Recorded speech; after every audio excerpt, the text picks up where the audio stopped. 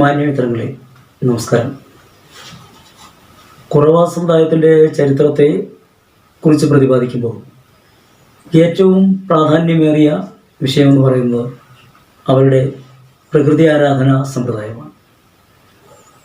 പ്രകൃതി വിഭവങ്ങളെ എങ്ങനെയാണോ മനുഷ്യൻ ഉപയോഗിക്കുന്നത് അതുപോലെ തന്നെ പ്രകൃതി വസ്തുക്കളെ ആരാധിച്ചിരുന്ന ഒരു ജനതയായിരുന്നു ആദിമകാലത്ത് കുറവർ. ആദിമകാലം മാത്രമല്ല, ഇന്നും അവരെ സംബന്ധിച്ചിടത്തോളം, അവരുടെ സംസ്കൃതിയെ സംബന്ധിച്ചിടത്തോളം ഒഴിച്ചു നീക്കാൻ പറ്റാത്ത തരത്തിൽ പ്രകൃതിയുമായി അവർ ബന്ധപ്പെട്ടിരിക്കുന്നു. പ്രകൃതി വിശ്വാസവുമായി അവർ ബന്ധപ്പെട്ടിരിക്കുന്നു. പ്രകൃതി വസ്തുക്കളെ ആകമാനം കാറ്റ്, ഇടി, മിന്നൽ, മഴ, വൃക്ഷങ്ങൾ, വെള്ളം, നദി, പാറകൾ, മലകൾ, ഇങ്ങനെ എല്ലാവിധം വസ്തുക്കളെയും അവർ ആരാധിച്ചിരുന്നു. അതിൻ്റെ പ്രധാനപ്പെട്ട തെളിവാണ് അവർ മലയെ ആരാധിക്കുന്നവരാണ് എന്നെടുത്ത് പറയുന്നത്. അതുപോലെ ആ മലയിൽ വൃക്ഷങ്ങൾ വെച്ച് പിടിപ്പിച്ച് വൃക്ഷങ്ങൾക്ക് കൽത്തറകൾ കെട്ടി അവയെ ആരാധിക്കുന്ന തരത്തിലേക്ക് മാറിയത്. വള്ളിച്ചെടികളെയും തിരക്കുകളെയും ലതാദികളെയും ഒക്കെ തന്നെ അവർ ആ കാര്യത്തിൽ വളരെയധികം സ്വാംശീകരിക്കപ്പെട്ടിട്ടുണ്ട്. അപ്പോൾ പ്രകൃതി ആരാധകരാണ് ഇവർ എന്ന് പറയുമ്പോൾ ആദിമ പ്രകൃതി ആരാധകരും ഇന്നും പ്രകൃതിയെ അതേപോലെ ആരാധിക്കുന്ന ഒരു വിഭാഗവും തന്നെയാണ് അവർ. അതുപോലെ തന്നെ കാട്ടരുവികൾ സംരക്ഷിക്കപ്പെടുന്നു. ഓലികളെന്നോ ഒരക്കുഴിയെന്നോ ഒക്കെ പറയുന്ന തരത്തിൽ വെള്ളം, ഭൂമിയിലെ അമൃത് വളരെ ചില പ്രദേശങ്ങളിൽ ഭൂമിക്ക് മുകളിലേക്ക് വെള്ളം പൊട്ടി വരുന്ന ഭാഗത്ത് ചെറിയ കുഴികളുണ്ടാക്കി ആ വെള്ളം കോരി കുടിക്കുന്ന ഒരവസ്ഥയിലേക്ക് അവരുടെ ആരാധനാ കേന്ദ്രങ്ങളിലും അത്തരം കാവുകളും ചെറിയ കുളങ്ങളും ചെറിയ കൊച്ചരുവികളും അവർ സംരക്ഷിക്കപ്പെടുന്നുണ്ട്. അതുപോലെ തന്നെ പ്രകൃതി വസ്തുക്കളെ, പ്രകൃതി വിഭവങ്ങളെ, ഈ പ്രകൃതി വസ്തുക്കളെ ആരാധിക്കുന്നതോടൊപ്പം തന്നെ അവർ കൃഷി ചെയ്തുണ്ടാക്കുന്ന പ്രകൃതി വിഭവങ്ങളും അവരവരുടെ ആരാധനയ്ക്ക് ഉപയോഗിക്കുന്നുണ്ട്. അപ്പോൾ പ്രകൃതി ആരാധകരാണ് മൊത്തമായി എന്ന് പറയുന്നത് വളരെ ശരിയാണ്. അപ്പോൾ ശരിക്കും നമ്മൾ ആലോചിച്ചാൽ ഇപ്പം മലയാളി ആരെയാണ് മലയാളി എന്ന് വിളിക്കുന്നത് എന്നൊന്ന് അന്വേഷിച്ചാൽ നമ്മളിപ്പോൾ മനസ്സിലാക്കുന്നത് മലയാള ഭാഷ സംസാരിക്കുന്നവരെയാണ് മലയാളികൾ എന്ന് പറയുന്നത്. ഇന്ന് നമ്മുടെ രാജ്യത്ത് അങ്ങനെ ഒരു സിസ്റ്റം തന്നെ ഉണ്ട്. മലയാളികൾ എവിടെ ചെന്നാലും ഏത് കാര്യവും ചെയ്യാൻ മിടുക്കനാണെന്നൊക്കെ തോന്നുന്ന തരത്തിലേക്ക് കാലം മാറിയിട്ടുണ്ടെങ്കിലും മലയെ ആളുക എന്ന് പറഞ്ഞാൽ ഭരിക്കുക. അങ്ങനെ മലയെ ആളുന്നവർ, മലയെ ഭരിക്കുന്നവർ, അവരാണ് മലയാളി ശരിയായിട്ട് പറഞ്ഞാൽ.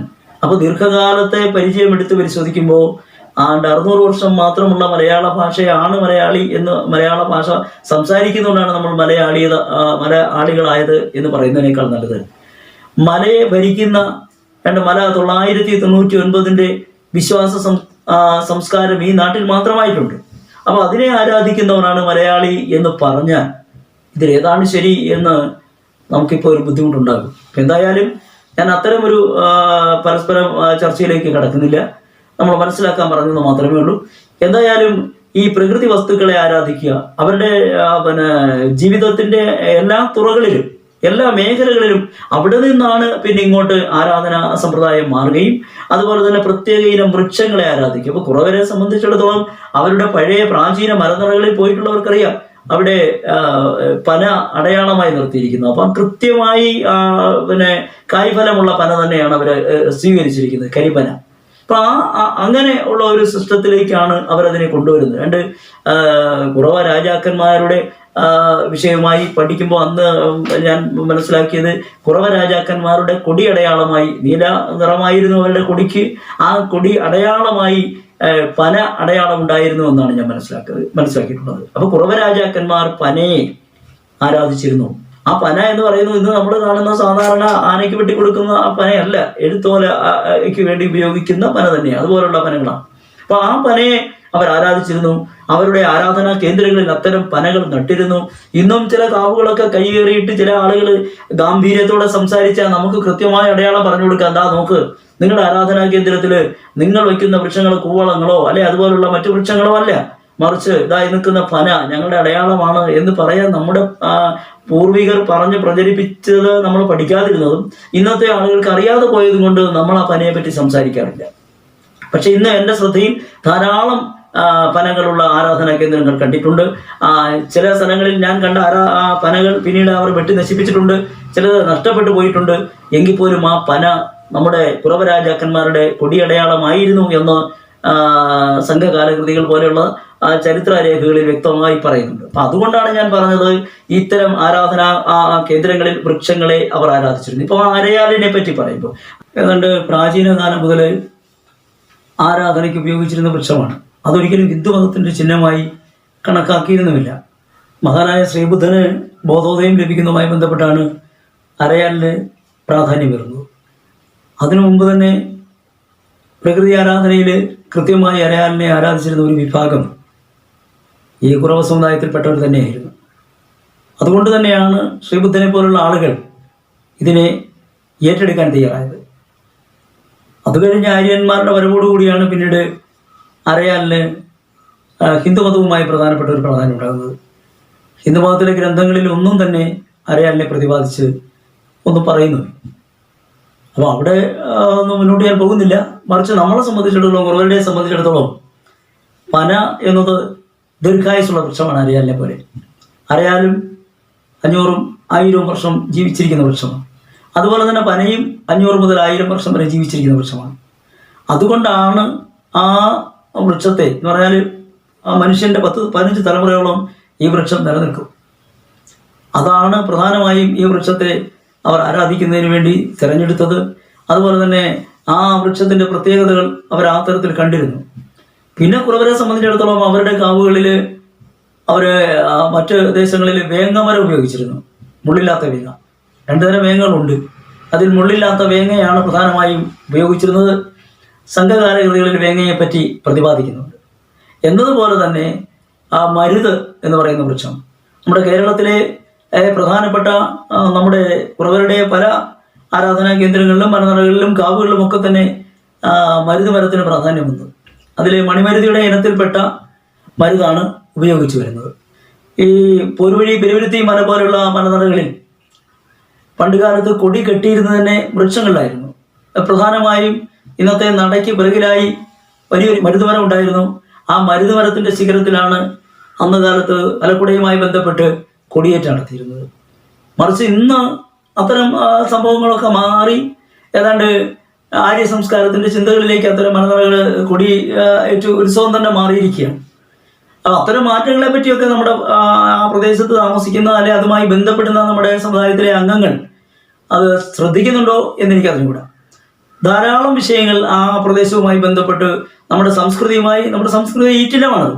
വളരെയധികം പ്രാധാന്യം അർഹിക്കുന്ന ഭാരതമലയൻ്റെ കൊട്ടാരവുമായി ബന്ധപ്പെട്ട് നടക്കുന്ന ആഘോഷങ്ങളും ആചാരങ്ങളും ഒക്കെ ഇപ്പോൾ ആരാണ് ഭാരതമലയൻ എന്ന് കുറവരോട് ചോദിച്ചാൽ അതിൻ്റെ ഉത്തരം എന്ത് പറയുമെന്ന് പോലും അറിയാൻ പറ്റാത്തൊരു തരത്തിലേക്ക് മാറിയിരിക്കുന്നു.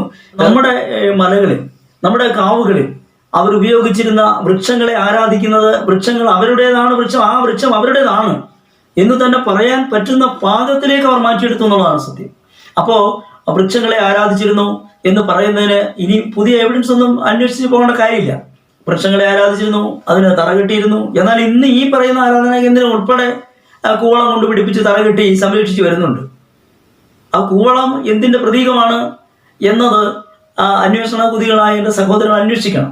അപ്പോൾ മനസ്സിലാവും, കൂവളം ഒരു ഔഷധ ചെടിയാണ്.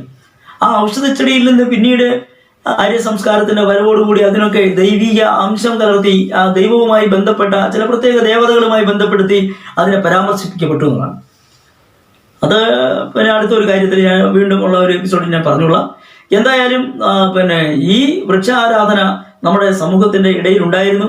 അതുപോലെ തന്നെ ഈ വൃക്ഷങ്ങൾ ഉൾക്കൊള്ളുന്ന കാവുകളിൽ നിൽക്കുന്ന വൃക്ഷങ്ങളുടെ ശിഖരങ്ങൾ മുറിക്കാൻ പോലും ഈ പാവപ്പെട്ട മനുഷ്യർ തയ്യാറായിരുന്നില്ല. എന്ന് പറഞ്ഞാൽ വെട്ടി നശിപ്പിക്കാൻ തയ്യാറില്ല. അവിടെയുള്ള വൃക്ഷങ്ങളെ സംരക്ഷിക്കപ്പെട്ടിരുന്നു. അതിൻ്റെ ശിഖരങ്ങൾ പോലും ഏതെങ്കിലും അനാവശ്യമായി വളർന്നു വരുമ്പോൾ കൈകൊണ്ട് ഒടിച്ചു കളയാൻ പോലും ആ അപ്പൂപ്പനോട് അല്ലെ അമ്മൂമ്മയോട് അവരുടെ മൂർത്തികളോട് അഭയം പറഞ്ഞിട്ടാണ് അത് ഒടിച്ചു കളയുന്നത്. അത്രയ്ക്ക് വിനയാന്വിതരായി ബഹുമാന്യരായിട്ടാണ് അവർ ഇടപെട്ടിരുന്നത്. അത്രയ്ക്ക് ഭയമായിരുന്നു അവർക്ക് കാവിലെ വൃക്ഷങ്ങൾ നശിപ്പിക്കാൻ. വള്ളിച്ചെടികൾ സംരക്ഷിക്കുന്നു. അതുപോലെ അവിടെ ഏതെല്ലാം തരത്തിലുള്ള ജീവികളാണ് അതിൽ കഴിഞ്ഞുകൂടുന്നത്.